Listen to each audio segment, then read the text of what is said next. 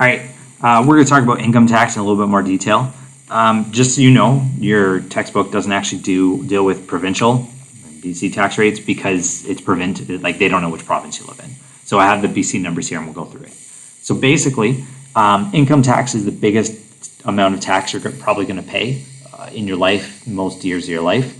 You have to pay it to the federal government and to the provincial government where you live. And basically, it's wherever you live in December. It's not like where do you live most of the year or anything like that. So here's the basic way to calculate it. Take your gross income. Say you have like 100K. Okay, sweet, amazing. Then you need to find your taxable income. So we talked about this last class. You take whatever your gross is and you take away the deductions. So in this case, the EI, CPP. If you have union dues, whatever, that stuff too. Okay, that tells you your taxable income. That's how much you are charged taxes on. Okay, then you need to calculate your federal and provincial tax. So we'll do that using these charts. I'll do that in a sec, but let's just say your federal tax, you have to pay 20K, and your provincial tax, you have to pay 10K. These are made up numbers, okay?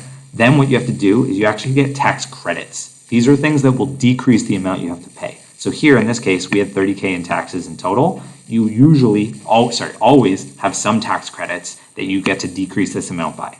There's other tax credits here that I listed. So for example, if you have a spouse, if you're buying a house for the first time, if you adopt a kid, if you go to school and pay for tuition, if you are on disability, or if you're old, you get extra bonus tax credits, okay? These tax credits mean you pay less taxes. They're similar to deductions. Deductions hide money from taxes. Tax credits decrease the amount of taxes you pay. They both mean you pay less taxes. So you take whatever your tax credits are. The basic ones is you take your EI, your CPP, and your basic personal amount, which is this much for every person. It changes every year, okay? You add those together and you do 15% of it. Whatever that is, you take away from your taxes. So let's say our total tax credits was like, I don't know, $2,000, okay? We would take away the $2,000 and we would be left with, 28K in taxes.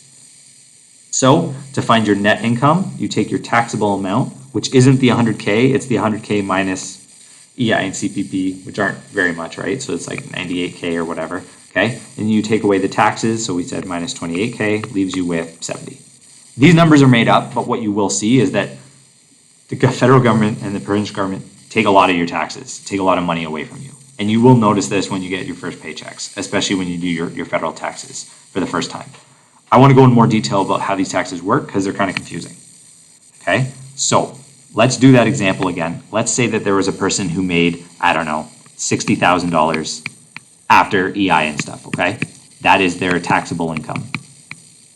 Taxable income. What you need to do is you need to take that 60K and you need to filter it through the categories. So the idea is the first $46,605 for each person gets paid 15% for the federal government. Every single person. Doesn't matter if you make $1 million or you make $20,000. Okay, the first 46K. So we do 0.15 times 46,605. Okay, and that gives you an amount. Then what you need to do is you find what's left. So after we take this away, there's going to be about 13K, okay, 13,000, and we multiply it by the next category, 0.205, and whatever that is. You would then go on to the third category, but what we notice is 60K is smaller than this, so there won't be a third category. Most of you won't be in the third category until much later in life, if you get there at all, because it's pretty high income, right? The reason we have this is called a graduated system. Okay, graduated, look at that handwriting. Graduated system. It's so that basically, imagine you made 46,605 and then you got a $1 raise. If you suddenly had to pay more taxes on all of your income, that'd be stupid. The $1 raise would cost you more money. So basically, you pay taxes on this much at this rate, and then if you earn anything extra, even if it's a little bit, it's on a higher rate, and then a higher rate, and then a higher rate, okay? So once you find these numbers, you add them together, and that's your total tax. The provincial works the exact same way, except their numbers are different.